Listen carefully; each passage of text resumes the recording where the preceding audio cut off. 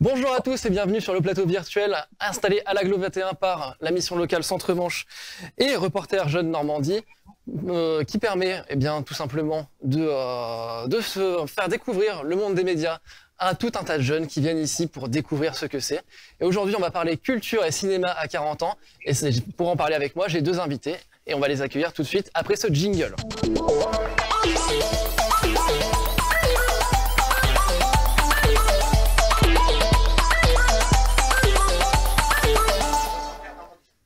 Donc pour parler de ce beau programme avec moi, j'ai l'honneur d'accueillir Maxime Delaunay et Louis Lemaître.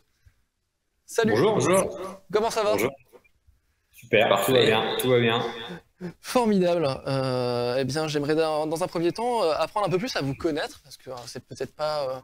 j'ai fait mes petites recherches, mais c'est peut-être pas le cas de tout le monde. Peut-être que tout le monde ne vous connaît pas. Donc Louis Lemaître, est-ce que tu peux revenir un petit peu sur ton parcours et expliquer un petit peu d'où tu viens et comment tu en es arrivé ici? Parcours exceptionnel. Moi, je suis assez jeune, j'ai que 19 ans. Je suis arrivé ici, je viens de 40 ans et on a monté avec des amis une chaîne YouTube qui s'appelle Les Brosses à Dents, sur laquelle on a fait des vidéos et des courts-métrages. Et depuis peu, je suis président de l'association Les Jambons à la tête de l'art, qui crée des événements culturels dans 40 ans et aux alentours. Et là, justement, on est en train de finaliser le projet Ciné Drive et bien d'autres projets pour plus tard. Voilà, une grande passion pour le cinéma que tu partages avec Maxime, qui lui a quand même un petit peu plus de bouteilles dans le métier, si je puis dire.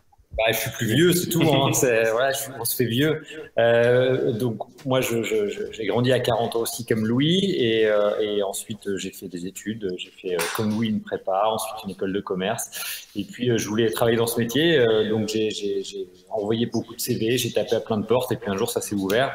Et j'ai commencé à travailler avec un monsieur qui s'appelle Dominique Besnéard, qui est normand également, qui est venu au Festival des Égalantes qu'on organise avec les amis à 40 ans plusieurs fois. Et puis voilà, de fil en aiguille, j'ai réussi à monter ma propre structure de production qui s'appelle Nolita Cinéma. Et en parallèle, j'ai monté avec des amis, dont Louis, un festival qui s'appelle les Égalantes, qui est consacré au cinéma normand et qui a lieu le dernier week-end de novembre tous les ans à 40 ans. Voilà. Très bien, on aura l'occasion de revenir sur ce festival tout à l'heure. Mais avant tout ça, je voulais parler du Ciné Drive-In, qui est un événement qui va arriver très prochainement, puisque c'est ce week-end, vendredi soir et samedi soir. Comment vous est venue l'idée de mettre en place ce Ciné Drive-In à 40 ans? Est-ce que c'est un peu dû au contexte actuel de crise sanitaire, ou est-ce que c'est quelque chose qui était prévu déjà avant? Non, c'est totalement dû à la crise sanitaire, parce qu'on a vu qu'il y avait pas mal de villes qui se lançaient dans l'exemple du drive-in, car on connaissait pas trop la portée de cette crise sanitaire. Et donc, on a eu l'idée il y a maintenant 2 mois de cela, quand on connaissait pas les dates de fin de confinement. Et là, le projet va bientôt se réaliser en prenant des exemples sur Bordeaux ou sur Caen, qui a fait du drive-in. Et nous, on a décidé de faire ça à 40 ans, parce qu'on peut aussi faire de belles choses et de beaux événements comme ça sur 40 ans. Et si la météo nous suit, ça va être parfait.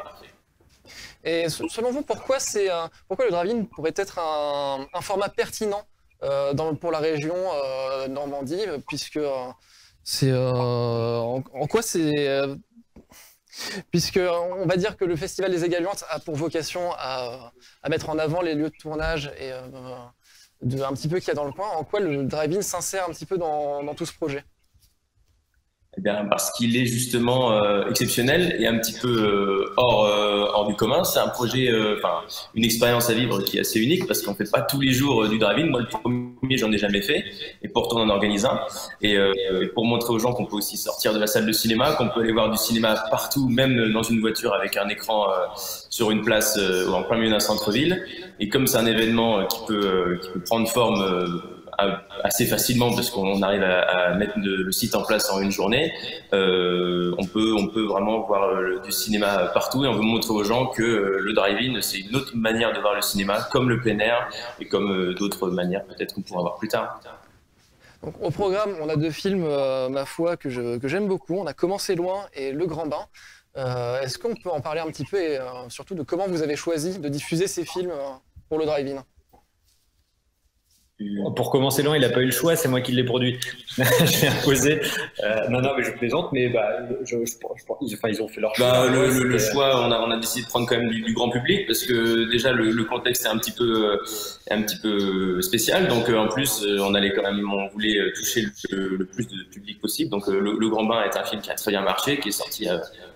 Qui est pas super vieux, donc et comme on sait, on a un film plus pour les jeunes, mais aussi pour les moins jeunes, parce qu'on a pu voir dans les réservations qu'il y avait beaucoup de monde qui n'avait pas vu ce film, et comme il a été tourné à Caen et que c'est un film normand, on s'est basé sur la structure locale, on va dire.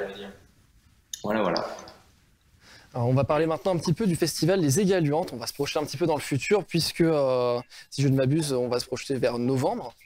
Oui, novembre, c'est le dernier week-end de novembre. Ouais. C'est ça. Donc, comment s'est développé le festival et surtout, dans quel objectif est-ce que vous l'avez développé? L'objectif, il est à côté de moi. C'est-à-dire qu'en fait, on s'est dit qu'on avait, avec les copains, on a créé le festival avec Pierre-Olivier Madeleine, qui est l'administrateur du festival Papillon de Nuit, que vous devez connaître, Sébastien Pilet et Emmanuel Bellamy. On s'est dit, le cinéma de 40 ans, comme beaucoup de cinéma en France, qui est un cinéma de centre-ville, en fait, est en train de péricliter, je serais tenté de dire, il était tombé à 14-15 000 spectateurs par an et on a la chance de faire des métiers qu'on aime, on a la chance de faire des métiers de transmission et on s'est dit comment est-ce qu'on peut faire quelque chose pour que le cinéma puisse revivre un peu. Donc on s'est dit on va créer un festival sur place dans notre ville, ça va être nous notre manière de rendre un peu la chance qu'on a pu avoir dans nos vies. Et puis en fait quand on est revenu à 40 ans, enfin on est revenu, il y allait souvent, mais quand on est revenu vraiment pour s'impliquer à 40 ans, on a eu la chance de tomber sur des gens qui ont tenu l'opération et qui nous ont tendu la main. Louis est arrivé avec son collectif de vidéastes, les Brosses à Dents. On a pu, grâce à Louis, grâce à Céline Durier, grâce à tout un ensemble de personnes localement, créer une association autour du festival qui du coup a permis de faire vivre le cinéma tout au long de l'année. Et puis on s'est rendu compte en fait que les gens étaient plutôt très sensibles à ça et dès la première année, on a eu 2500 spectateurs. On va monter quasiment à 4000 cette année. La mairie a été super, tout le monde nous a accueilli à bras ouverts. L'idée de ce festival, derrière le fait de présenter des films, c'est surtout de faire en sorte que des jeunes puissent y trouver leur compte dans des salles un peu différentes. On n'est pas forcément dans une salle de cinéma, par exemple, on a équipé le théâtre en salle de cinéma, on a équipé une salle de bal en théâtre de cinéma, donc on peut voir des films assis sur des tabourets, assis sur des transats, on peut voir des films de manière différente, et surtout on voit des films différents. On voit des documentaires qui sont liés à la Normandie, on voit des choses totalement différentes. Le drive-in en fait partie. Je crois que le cinéma, c'est pas seulement la salle, c'est aussi montrer des films dans des médiathèques, c'est montrer des films en plein air, c'est montrer des films dans des voitures, c'est venir au cinéma à vélo. À partir du moment où on veut regarder un film, je considère qu'on peut le regarder de toutes les manières possibles.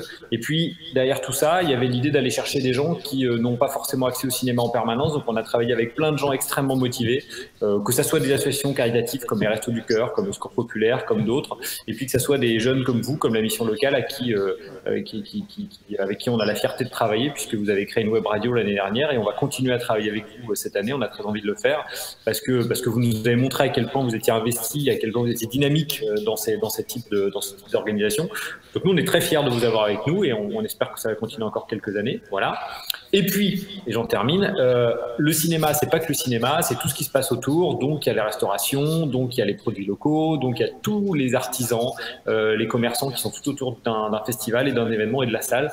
Et en fait, on fait en sorte que tous ces gens-là puissent y participer. Donc tout autour du festival, on a un petit village avec des gens qui viennent. Il y a une dame qui vient avec des glaces locales, il y a une dame qui vient qui est éditrice, qui vient présenter ses livres sur la région. Tout le monde y participe. L'idée d'un festival, c'est la base de tout, ça s'appelle une fête. Donc c'est une fête autour du cinéma. Voilà. Donc si je comprends bien, les Égaluantes, c'est une fête vraiment qui célèbre le cinéma de la Normandie et qui met en valeur vraiment des acteurs locaux. Et tu parlais du partenariat avec la mission locale, je voulais justement un petit peu revenir là-dessus.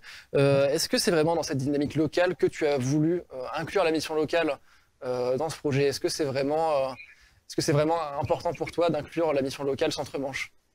C'est essentiel, c'est pas que la mission locale Centre-Manche, mais c'est la mission locale Centre-Manche parmi d'autres parmi d'autres institutions et d'autres organisations, mais c'est essentiel. Moi, je suis très fier de voir que Louis, à un moment donné, est venu nous voir avec son collectif et tout d'un coup a fait en sorte de créer une association derrière. Maintenant, c'est lui qui organise le drive-in. Donc l'idée, c'est simplement de tendre la main. L'idée sociale, c'était de tendre la main. Donc de la même manière, quand la mission locale est venue nous voir en disant est-ce qu'on ferait pas quelque chose ensemble, moi j'ai ouvert les portes et je leur ai dit on fait ce que vous voulez. Donc on a créé un jury avec la mission locale pour élire le meilleur film du festival. On a créé cette web radio. On est en train de discuter avec vous, avec Mathieu, avec Patricia, de faire d'autres choses pour cette année. Et puis l'idée, c'est de faire en sorte que si des gens comme vous puissent y trouver leur compte et y trouvent quelque chose d'intéressant, bah, ça sera réussi en fait. Voilà. Et nous, on se met simplement à la disposition de vos projets. En fait, voilà. Et est-ce que vous pensez que c'est imaginable dans le futur que la mission locale s'implique plus avec le festival? Et qu'est-ce que vous pensez du public que pourrait amener aussi la mission locale, peut-être un public un peu plus jeune? Ah ben, c'est même pas intéressant, c'est essentiel. La problématique du cinéma, mais ça c'est un grand débat, la problématique du cinéma en règle générale, c'est que les gens vieillissent un peu. Le spectateur de cinéma moyen, il a 55 ans à peu près. Donc nous, producteurs de cinéma, ayant droit, exploitants, notre démarche aujourd'hui, c'est de dire comment est-ce qu'on ramène des jeunes au cinéma. Je pense qu'on peut tout à fait regarder... on vient de produire un film sur Netflix qui s'appelle Balle perdue, qui marche très fort. On peut tout à fait produire des films pour Netflix, pour Amazon, pour Apple, et aussi produire des films de cinéma. Donc je pense que de la même manière, la démarche d'un spectateur peut être aussi de regarder des films sur Netflix, sur Amazon et à la télé, n'importe où, et des séries, et aller au cinéma. Le cinéma, c'est juste une aventure collective. C'est la différence entre écouter une musique à la radio ou sur Deezer ou Spotify et aller à un concert. On ne pourra jamais comparer les expériences. Bah, c'est pareil avec le cinéma, on ne pourra jamais comparer l'expérience du cinéma. Donc à nous, et avec vous, avec votre aide, d'essayer de comprendre comment on ramène les jeunes au cinéma, peut-être en faisant des films un peu différents, comme Commencer loin par exemple, ce que Louis va projeter demain, et puis peut-être aussi en amenant une autre manière d'aller au cinéma. Donc d'y aller dans sa voiture, avec un drive-in, donc d'y aller à vélo, donc de regarder des films dans des transats, donc de regarder des films ailleurs que dans des salles de cinéma, même si les salles de cinéma, ça doit rester l'essentiel de tout, puisque c'est une expérience merveilleuse. Je pense que tout le monde a en tête une expérience incroyable de cinéma. On ne pourra pas regarder des films de science-fiction, on ne pourra pas regarder des films comme Avatar, comme même moi quand j'étais plus jeune, Titanic ou autre. On ne pourra pas regarder des dessins animés quand on est gamin, de manière aussi exceptionnelle que dans une salle de cinéma. Ça, c'est pas vrai, il n'y a que dans une salle de cinéma que ça se passe. Maintenant, à nous d'aller chercher les gens par plein d'idées. Donnez-nous-en des idées. On n'a pas que ça, mais donnez-nous-en des idées. Si vous avez des idées, vous, à la mission locale pour divertir aux Égalantes l'année prochaine, enfin cette année, on ferait bien ça, ça et ça. Enfin, vous savez où je suis, hein, on toque à la porte et puis on en parle ensemble. Et je pense qu'il y en aura qui seront ravis de donner quelques idées, de vous donner quelques idées en tout cas. Je voulais revenir un petit peu aussi sur les potentielles évolutions du festival, puisqu'on en arrive quand même à la 5e édition. On a une base de spectateurs qui est croissante, comme tu le rappelais tout à l'heure. Quelles sont les potentielles évolutions? Comment tu vois le futur du festival? Ça va être lui le futur du festival. Moi, à un moment donné, je vais prendre ma retraite et c'est lui qui va le reprendre le festival. Pas demain. Je sais pas, j'en sais rien. On y va étape par étape. Peut-être que Louis, tu as des idées. On avait déjà l'idée de faire une salle pour les jeunes, une salle pour les plus petits, basée sur plus de l'animation, des dessins animés, ou même des documentaires basés pour les plus jeunes et pour les parents.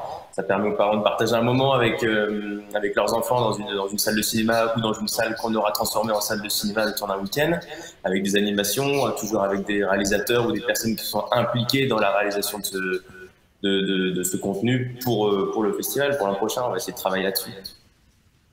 Très bien, donc on le rappelle, le Ciné Drive-In, c'est ce week-end, vendredi soir et samedi soir. Il reste des places. Il reste des places. Est-ce qu'on a un endroit où est-ce qu'on peut les réserver? Ouais, donc vous pouvez réserver ça sur le site internet Les Jambons Art. Donc Les Jambons, attention, comme une bonne personne, LESGENSBONS, art.com. Dessus, vous allez avoir une billetterie en ligne. Et puis sinon, on a fait une exception. Finalement, on va accepter les gens qui arrivent au dernier moment, parce que c'est ça aussi le cinéma. On s'en rend compte. On se dit la veille ou même le soir même, on va aller voir un film au cinéma. Donc là, c'est du cinéma, même un peu différent et plus difficile à organiser pour nous, mais on va accepter les dernières minutes. Et sur place, il y a de la restauration aussi. Oui. On fait tout un ensemble, donc on pourra avoir popcorn, on pourra prendre un verre, on pourra manger sur place. Il y aura une tombola, il y aura de l'animation, il y a les commerçants qui vont faire une nocturne, qui vont faire méta, il y aura des déballages. Donc une bonne expérience et ça va faire, on va dire, revivre le centre-ville de 40 ans. Formidable. Et bien, si vous voulez casser la croûte devant du bon cinéma, ce se passera au Drive-In ce week-end. Si on se projette un petit peu plus dans le futur, les Égaluantes, c'est la dernière semaine de novembre. Voilà. Est-ce qu'on en sait un petit peu plus sur la programmation? Je n'ai pas vu sur le site internet. Ah non, programmation, bah oui, enfin, je pourrais. Évidemment, on bosse dessus. Non, je la garde encore pour plus tard. On n'aura donc pas d'exclus, malheureusement. Je partage tout, mais c'est le seul secret que j'ai avec vous. Voilà. Très bien. Eh bien. Merci beaucoup, les garçons, d'avoir été avec nous. Ouais, merci à vous, c'est super. Merci. Très beau plateau, bravo d'avoir organisé ça, c'est super. Merci beaucoup. À très bientôt. Oui, à très bientôt. Au revoir. Bien. Au revoir. Eh bien, du coup, c'est fini. Merci beaucoup de nous avoir suivis. On aura parlé culture et cinéma à 40 ans sur ce plateau exceptionnel de la mission locale et de Normandair Reporter Normandie Jeune. Je vous dis à très bientôt pour de nouveaux plateaux. Il y a énormément de choses qui se passent ici. On espère vous revoir très bientôt. Bonne journée.